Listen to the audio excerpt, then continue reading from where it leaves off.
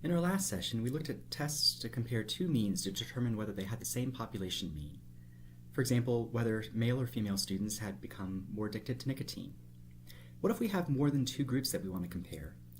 We could do several successive tests to compare each pair of means, but recall that each time you do a test, you risk making a mistake. If you do lots of tests, you have more and more opportunities to make a mistake at some point. Instead, we have a way to determine whether there are differences between any number of groups with only one test. It's called analysis of variance, or ANOVA. The managers of a customer service call center wanted to know what sort of music would encourage customers to stay on the line the longest while they were on hold. They designed a randomized experiment with 3 treatments in which customers on hold heard either an advertisement about the company's current promotions, Muzak, or classical music. The managers randomly selected 1 out of every 1,000 customers in a particular week to participate in the experiment and placed them on indefinite hold instead of routing them to a customer service representative. The call system randomly selected one of the 3 recorded messages to play and measured the number of minutes the customers waited on hold before hanging up. Here we have 3 hypothetical populations: customers who hear advertisements on hold, customers who hear Muzak on hold, and customers who hear classical music on hold. We can measure how long they wait before hanging up and summarize all of those measurements with a mean. We want to know whether the population means for these 3 groups are the same, or if some group has a larger mean, indicating that they're willing to wait longer on hold before hanging up. Why can't we just look at the sample means for the 3 groups to determine whether the population means are the same? Sampling error. Each time we draw a random sample, the results will be close to the population mean, but they won't be exactly the same as the population mean. So even if the population means are the same, our 3 samples will be slightly different. It's as if we see each of the group means with fuzzy vision. That's the sampling variability. If the variable within each group, the fuzziness with which we see the sample means, is smaller than the variability between the groups, the variability in the population means, then we can make out that the groups have different population means, despite our fuzzy vision. These 2 graphs show what I mean. The group sample means on the left graph are the same as the sample means on the right graph. There's the same variability between the group means. But in the left graph, the variability of the observations within each group is large. Our vision of the sample mean is very fuzzy. In the right graph, the variability of the observations within each group is much smaller. The observations are much closer to their group means, and our vision of the sample means is much more focused. In which of these 2 graphs is it easier to see that the 3 groups have distinct means? The observations are much more closely clustered near the sample means in the right graph, so it's easier to tell that the sample means are different in this right graph than the left graph. The technique for determining whether groups have the same population means is called analysis of variance, because we compare the variability of observations within the groups, that is, how tightly the observations are packed near their sample means, with the variability between the group means, that is, how spread out the groups are from one another. If the groups are clearly distinct, in some quantitative statistical sense, then we can conclude that the population means for the groups are not all the same. Okay, let's make this concrete with a statistical test for ANOVA. First, the assumptions. We need to have normal population distributions with the same standard deviation for each group. We also need to have independent random samples. These groups can't be related to one another. Next, the hypotheses. The null hypothesis is that the mean for each group is the same. All of the means are equal. The alternative hypothesis is that at least one of the means is different from the others. It's important to note that the alternative hypothesis is not that all of the means are different. We only have evidence that at least one of the groups is different from the other. It could be just one group is different, or all of the groups could be different.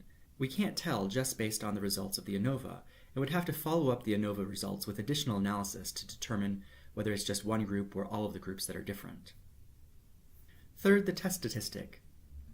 Let's call the test statistic for ANOVA F, and it's the ratio of the variability between the groups to the variability within the groups. We aren't going to concern ourselves with exactly how this is calculated, and instead focus on the concepts. The variability between the groups is how spread out the sample means are. And the variability within the groups is how compact the observations within each group are. If the observations are like the left graph, then the variability within the groups is large relative to how spread apart the groups are, so the f-statistic will be small. If the observations are like the right graph, the variability within the groups is small relative to how spread out the groups are, so the f-statistic will be large. This test statistic is somewhat different from the test statistics we've seen so far. Most test statistics we've used up to this point have looked like a standardized difference. Instead, the ANOVA test statistic is a ratio. What does this ratio look like if the null hypothesis is true? Remember that the null hypothesis says that all of the groups have the same population mean. If they have the same population mean, even though the sample means may be slightly different, the differences between the sample means, the numerator in the f-statistic, will be rather small, so that the f-statistic overall will be small. On the other hand, if the population means really are different, then the f-statistic will be large. So a large f-statistic would represent unusual results if the null hypothesis were true. That is, if the groups really did all have the same population means. Just as the test statistic for ANOVA has a different form than our previous tests, the sampling distribution for the test statistic is different as well. Instead of using a standard normal distribution or a t-distribution, the test statistic for ANOVA has an f-distribution. You may recall that an f-distribution results from the ratio of some squared normally distributed variables. Our test statistic is just this kind of ratio. And the f-distribution is characterized by 2 degrees of freedom, one for the numerator and one for the denominator. For ANOVA, the degrees of freedom come from the number of groups minus 1, that's the degrees of freedom for the numerator, and from the total sample size minus the number of groups, that's the degrees of freedom for the denominator. And so with all our tests, we can draw our conclusion based on the p-value. If the p-value is less than 0.05, we conclude that the mean for at least one of the groups is different from the others. Possibly all the groups have different means, but we only know that at least one group is different from the others. If not, if the p-value is greater than 0.05, we don't have sufficient evidence to say that the groups have different means. They could still have different means, we just can't tell the means apart because of the fuzziness of our vision. Okay, let's look at our example. Here are the sample means and standard deviations for the customers that participated in the experiment with the 3 different types of hold music. The f-statistic for this example is 6.43.